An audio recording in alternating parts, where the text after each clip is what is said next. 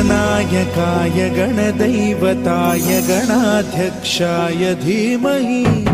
गुणशरीराय गुणमण्डिताय गुणेशानाय धीमहि गुणातीताय गुणाधीशाय गुणप्रविष्टाय धीमहि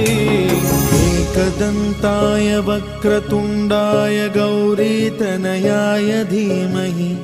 गजेशानाय भालचन्द्राय श्रीगणेशाय धीमहि